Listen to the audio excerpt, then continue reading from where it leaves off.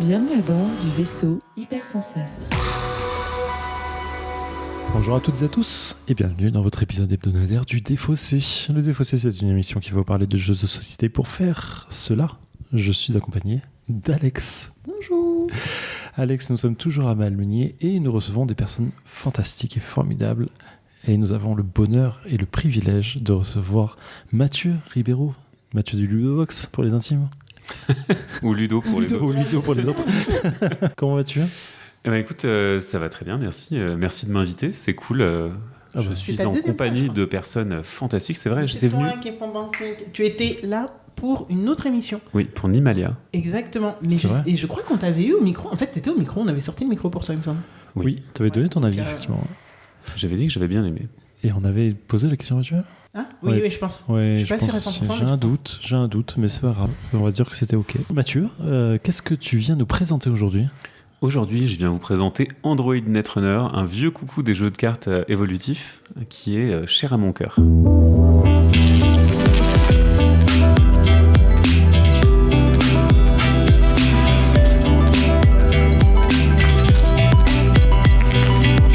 Donc le Défaussé, ça va se passer en 3 parties. Dans une première partie, Mathieu va nous présenter Netrunner V2, je vais le résumer comme ça. Et dans une seconde partie, nous allons y jouer. Dans une troisième partie, nous allons revenir débriefer de tout cela à chaud, évidemment. Donc, écoute Mathieu, c'est avec plaisir, avec une attente incroyable de ma part, que j'attends ce jeu. Donc, je suis tout joie que tu nous le présentes. Je t'écoute. Qu'est-ce que Android Netrunner ? Alors, Android Netrunner, c'est une longue histoire. Déjà, c'est une refonte de Netrunner, qui était un jeu de Richard Garfield, Trop d'hâte. qui a conçu notamment Magic l'Assemblée et Entre qui autres, a aussi conçu Keyforge, Vampire. Enfin, il a fait plein de Bunny jeux. Kingdom. King of Tokyo. Oui. Donc voilà, il a fait des jeux, ce monsieur. Et puis un jour, donc il s'est dit, bah tiens, le cyberpunk j'aime bien. Donc qu'est-ce que je fais ? Je fais Netrunner, donc où des pirates informatiques vont essayer de rentrer dans les pare-feux de corporations, de méga corporations. Et donc, soit vous jouez le pirate, soit vous jouez la méga corpo. Et un jour, Fantasy Flight Games se dit bah tiens, j'ai envie de racheter les droits de ça parce que c'est un super jeu et donc on va le développer en jeu de cartes évolutif. C'était la grosse mode des jeux de cartes évolutifs à ce moment-là. On tentait de changer, de revivifier un peu le business model des JCC et ça a plutôt bien marché. Et donc ça a été confié à un pool d'auteurs et notamment Lucas Litzinger qui, je ne sais pas s'il travaille encore dans le milieu du jeu, mais qui l'a développé pendant de longues années. Et il a tout modernisé, Litzinger, et avec les équipes de FFG, ils ont travaillé pour faire un jeu qui est plus moderne que Netrunner, dans un univers créé par et pour FFG, qui s'appelle Android, avec plein d'androïdes qui viennent changer un petit peu la société de New Angeles. D'accord. C'est un jeu asymétrique pour 2 joueurs et joueuses, dans lequel, comme dans l'originel, on va jouer soit un pirate, soit la corpo, et on a plein de corpos différentes qu'on peut incarner, plein d'identités de pirates qu'on va pouvoir incarner, et on a même au sein des corpos et au sein des pirates, tout simplement des factions, on va dire. On peut avoir des pirates qui sont là pour l'art et le fait de simplement essayer de pirater des choses, d'autres qui sont là pour les pépettes, et d'autres qui sont là pour casser le système, Ok.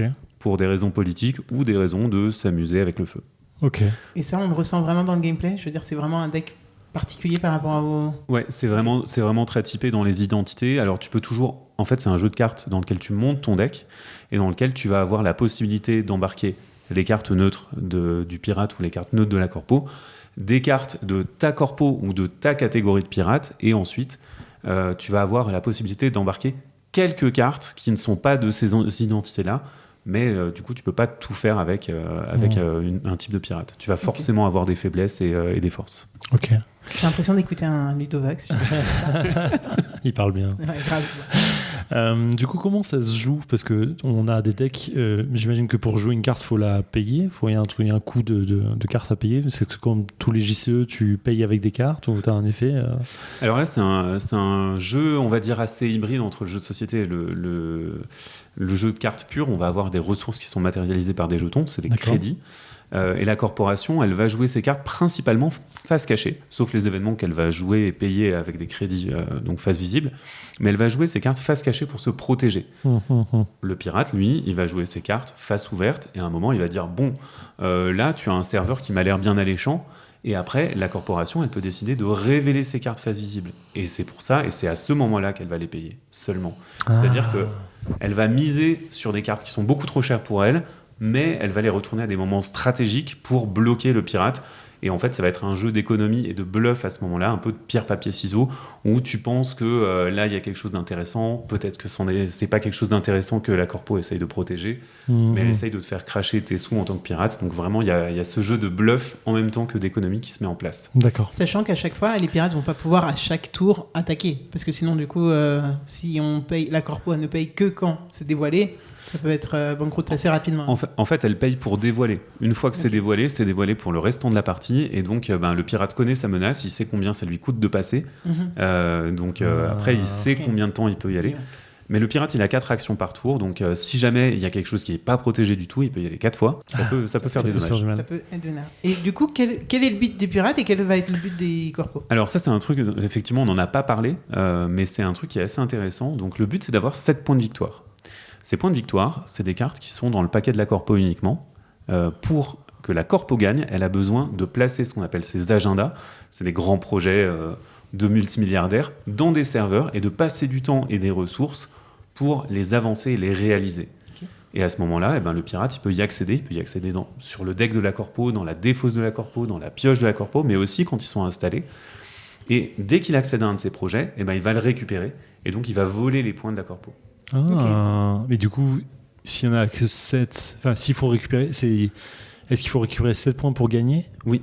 Mais du coup, est-ce qu'il y a que 7 points en tout ou il y a plus de points que ça? Non, il y a plus de points que ça. D'accord, en fait, tu as une restriction de deck building. La corpo a besoin d'un certain nombre de points d'agenda en fonction du nombre de cartes. D'accord, ok. Donc voilà, il y a des restrictions de deck building à droite à gauche pour pallier l'équilibre du jeu. Ok. Si j'ai bien compris, les pirates volent les points de la corpo. En fait, volent les points que la corpo essaye de scorer avant qu'elle les score. Une fois qu'elle les a sécurisés, finito. Parce que j'étais en mode déjà, ça doit être Non. frustrant quand on les enlève. Mais en plus, tu dois attendre que l'autre ait marqué des points. Oui, avant pour de pouvoir le aller. faire. Ouais. Je me suis dit, bon, ok. Ok, d'accord. Ça paraît assez propre pour moi là. C'est un peu nébuleux sur le gameplay parce que du coup, tu joues quel type d'action en fait pour la corpo et pour le pirate? Alors, ce que la corpo va faire, c'est simplement installer des cartes dans ses serveurs. Elle va créer des serveurs, donc jouer des cartes dans ses serveurs. Les fameux agendas, mais aussi des ressources d'économie. D'accord. Mais elle va les protéger avec ses cartes face cachée. D'accord. Donc, et jouer des événements. C'est les 3 trucs principaux qu'elle va faire. Ok. Le pirate, lui, il va installer des programmes. Il a une mémoire disponible limitée. Il va s'installer des ordinateurs, aller récupérer des contacts qui vont potentiellement l'aider à détourner des fonds de la corpo. Et ensuite, il va pouvoir, pour une action, lancer un piratage sur un serveur. D'accord. Donc tu choisis par exemple un serveur que la corpo a installé derrière lequel il y a quelque chose, ou tu peux choisir ce qu'on appelle les serveurs centraux, par exemple la bibliothèque, la pioche de la corpo. Et si tu réussis, tu regardes la première carte. Si c'est un agenda, tu le récupères, il est pour toi. Si c'est pas ça, la carte elle reste là. Ok, d'accord. Tu gagnes quand même un bonus en le faisant ou pas forcément? Pas forcément, mais parfois il y a des cartes de la corpo que tu peux détruire. C'est-à-dire que tu dis la corpo elle fait des trucs pas très propres.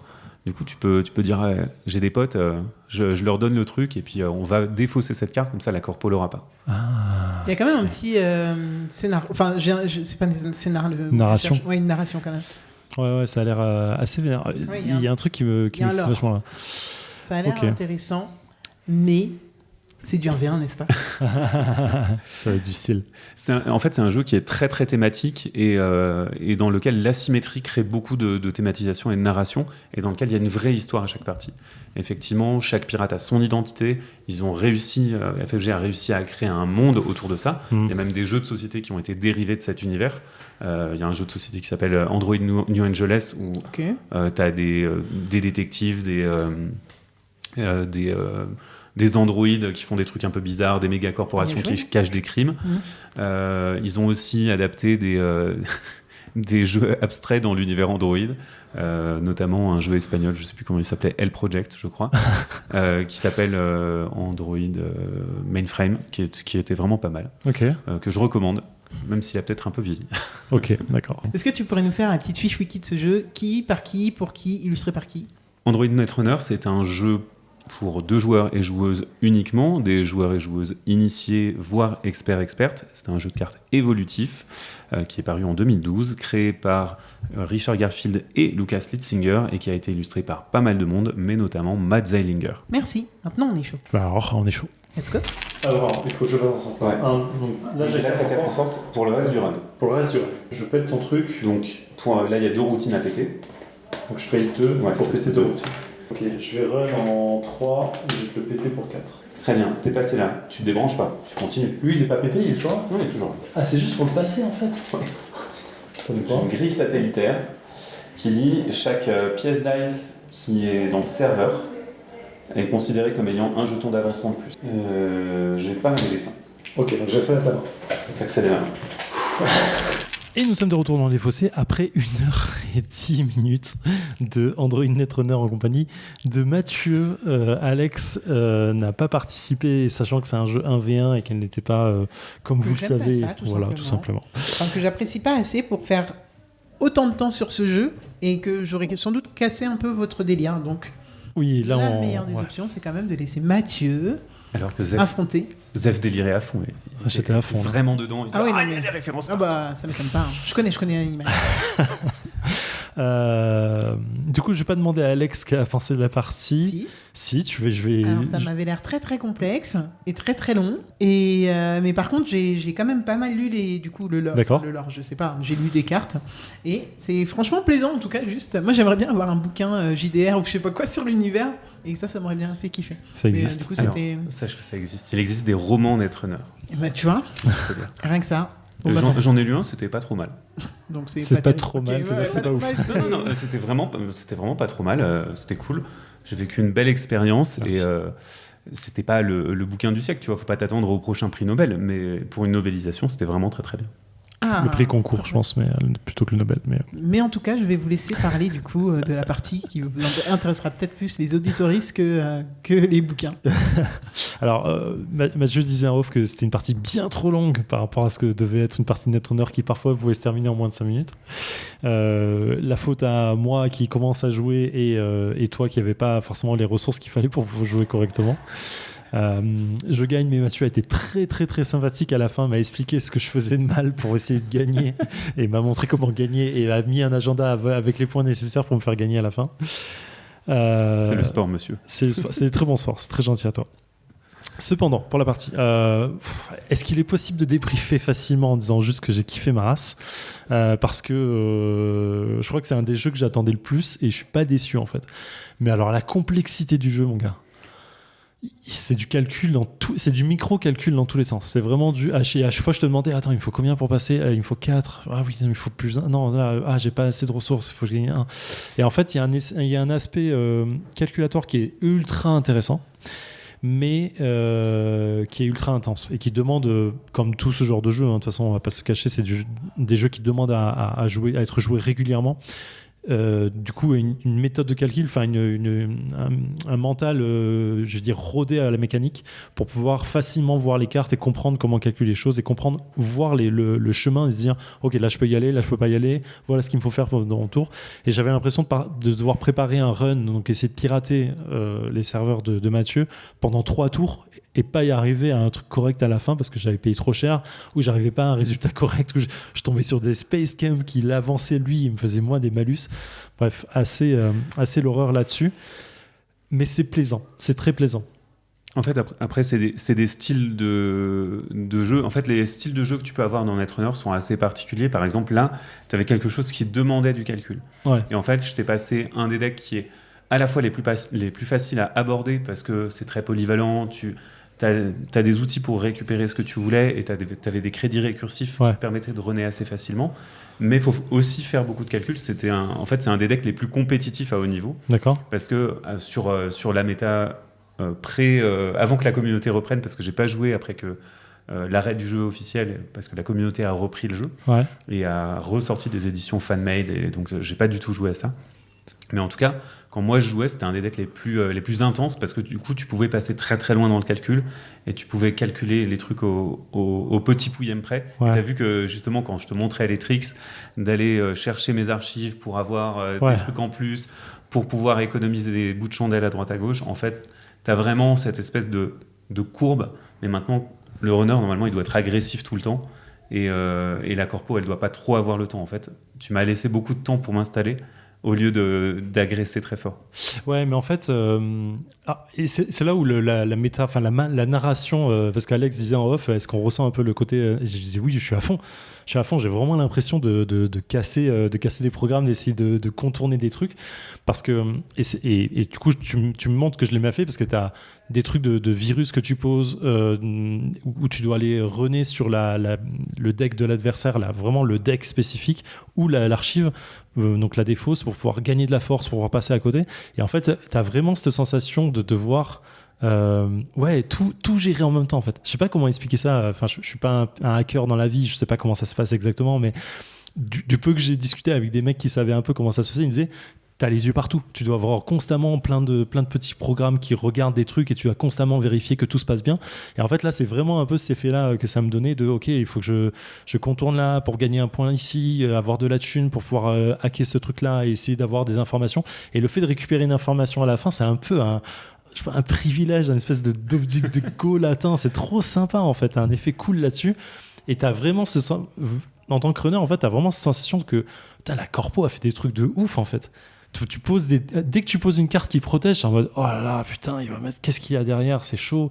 Est-ce que j'essaie de regarder une première fois, de finir le run juste pour pouvoir le révéler, voir s'il le révèle ou pas, de tester.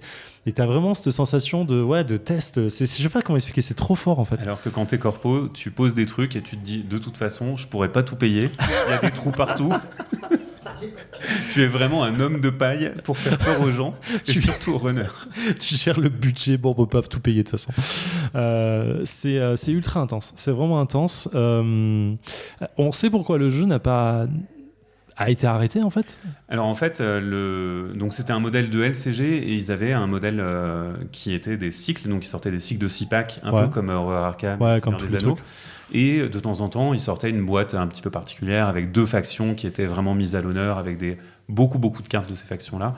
Et en fait, ça a plutôt bien marché pendant 4-5 ans. Ça a duré, je crois, de 2013 à 2018 ou 2012 à 2018. Mais en fait, tous les JCC, enfin Magic et Pokémon et Yu-Gi-Oh sont un peu des exceptions. Au final, tous les JCC, les JCE vont avoir un cycle de vie et vont s'éteindre parce que les communautés restent pas forcément. D'accord. Moi, je trouve que ce que tu dis dans la logique comptable, dans l'analyse et le niveau d'analyse que tu dois avoir, et ben en fait, ça fait que finalement, c'est un jeu qui demande beaucoup d'investissement. Et comme ça te demande beaucoup d'investissement, dès qu'il y a des cartes qui ressortent, il faut vraiment que tu repenses ta méta, que tu repenses tes decks. C'est vraiment un gros investissement mental pour rester dans le game. Et c'est peut-être ça qui fait que... quitte à faire ça, autant rester sur Magic ou sur un truc comme ça qui procure d'autres plaisirs, quoi. Je sais pas, et qui réinvente pas la roue à chaque fois. Parce que là, vraiment, t'es dans une autre logique et tu peux avoir des concepts de jeu qui détonnent vraiment et qui sont vraiment différents. Okay. Tu sais si malgré tout, il y a quand même des compétitions ou des tournois qui se font encore ? Alors, donc ça a été repris par la communauté qui a fait des extensions fan-made en payant des artistes, en faisant des trucs. Donc vraiment, ils sortent des éditions, ils ont fait un nouveau corset, vraiment, ils ont monté un truc.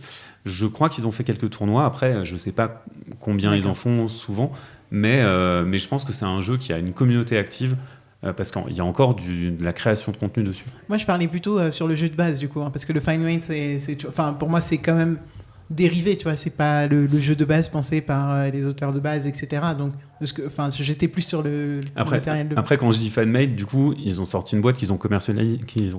Hein, d'accord, j'étais pas c'est pas. Ah oui, d'accord, ok, c'est pas du fan-made juste print avec and play. Ouais, j'étais plus sur ça. Il y a aussi du print and play, mais il y a aussi des vraies cartes. Ok, d'accord. Mais du coup, il a subi un peu le cycle de vie que Game of Thrones, enfin le Trône de Fer en jeu de cartes, quoi. Ouais. D'accord, ok. Qui a été au final a eu le même corset, plus des extensions, plus des petites boîtes qui sont sorties, et à un moment ça a arrêté, quoi. Ouais. Ok, d'accord, fun. Est-ce qu'on doit s'attendre à la même chose de Horror Arkham, Marvel Champions et Seigneur des Anneaux ? Alors, à mon avis, oui. Seigneur des Anneaux, il y a déjà eu des reboots avec des nouvelles boîtes de base, des nouveaux trucs. Maintenant, je pense que Horror Arkham, il y a la possibilité parce qu'il y a un corpus, parce qu'il y a une communauté qui suit, pas forcément que pour le jeu, mais aussi pour l'histoire, parce qu'il y a l'envie de vivre une aventure, un peu comme tu vivrais tes épisodes de Time Stories à une certaine époque ou tes épisodes d'Unlock. tu attends ton Horror Arkham qui vient tous les 6 mois, tous les ans, Ouais. et du coup, tu as envie de ça. Pour le Seigneur des Anneaux, c'est pareil, je pense. Après, Marvel Champions, moi, j'ai trouvé ça beaucoup plus froid et beaucoup plus mécanique, et j'ai moins accroché. Je sais que toi, t'aimes beaucoup. On vient de faire un épisode dessus. Ouais. Et c'est très numérique pour moi, et c'est D'accord. beaucoup moins chaleureux dans l'approche. Du coup, T'es fan de comics? j'aime pas les super-héros. Ça répond à règle le une problème. question de... ouais, Ok.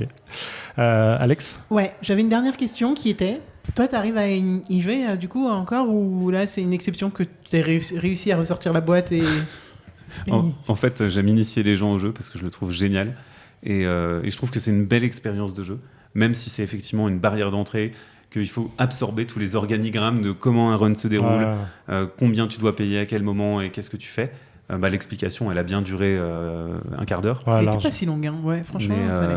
Mais par contre, moi, ce que je trouve grisant, c'était que c'était un peu le début de l'âge d'or de FFG et de leur LCG, où ils disent regardez, on vous laisse ce que vous voulez faire ce que vous voulez faire dans un tour. Là, tu as vraiment une liste d'actions et tu Ouais, fais c'est ce que fou. tu en veux. C'est fou. Tu as envie Ah de ouais. piocher une carte, tu pioches une carte. Tu as envie de sous, tu prends des sous. Ouais, c'est vraiment. En fait, je verrais plus ça aujourd'hui. En fait, j'essaie de matcher ce genre de mécanique sur Marvel Champions. Je me dis, ça marcherait pas du tout, en fait. Mais bon, la mécanique est complètement différente. Mais dans Horror Arkham, tu l'as en fait. Oui, déjà, ouais, clairement. Ok, très Et bien. toi, Zéphiriel, dernière question de mon Ouais. côté. Est-ce que du coup, tu serais intéressé par acquérir le jeu et aller plus loin de... Le jeu est dans ma wishlist depuis longtemps. Oui, non, mais là, après y avoir joué. Parce Encore que... plus. Ok, voilà, c'est ça. Non, clairement, il était dans ma wishlist depuis longtemps parce qu'on m'en parle beaucoup. Tout le monde me dit que c'est un des meilleurs GCE qui existe. Je comprends pourquoi on me dit ça. Il a un wishlist, il est dur à trouver. Après, je regarde pas régulièrement, mais il est assez dur à trouver. Quand je trouve des boîtes, en général, elles sont vendues assez cher et ça vaut pas, ça ne vaut pas le coup. Mais le fait que ça demande beaucoup d'investissement et de temps, clairement, c'est un truc à se demander. Si j'ai pas une bonne opportunité pour acheter le jeu, je me poserai la question de savoir si ça vaut le coup, quoi, clairement. Ok, Voilà. merci. Merci Mathieu, 1000 fois de Merci, ton Alex, temps, de merci, ton Zef. énergie et de ta patience avec les reprogrammations de cette émission. Merci Alex. Ouais, j'étais tellement utile à cette émission. Mais en vrai, tu vois, enfin, tu joues pas, tu regardes pas, mais t'as des questions derrière et t'as des questions intéressantes, donc merci quoi. C'est super cool quoi, toujours. C'est vraiment merci Mathieu. Hein. Meilleur co-host. Non, mais vraiment, parce que quand j'ai suivi les règles et tout, j'étais en mode limite, je peux jouer avec vous. Bon, après, j'ai un peu décroché, mais. mais non, c'était super intéressant. Un charge de revanche. Hein. Ouais, Clairement. Alors là, avec plaisir. Mathieu, tu reviens quand tu veux. On le C'est dit, ça. mais c'est avec grand plaisir. Dans 10 minutes alors. Eh ben écoute, on en refait une. Alex, on se retrouve la semaine prochaine. Exact, je recommande. Exactement, on sera encore à Valmy, je pense. Toujours à la montagne. Nice, Sous le prenez soleil. soin de vous. En fait, vous restez 3 mois à Valménier, c'est ça. Putain, je C'est le kifferais but. rester 2 semaines déjà. Allez, ciao. Salut. Fin de transmission.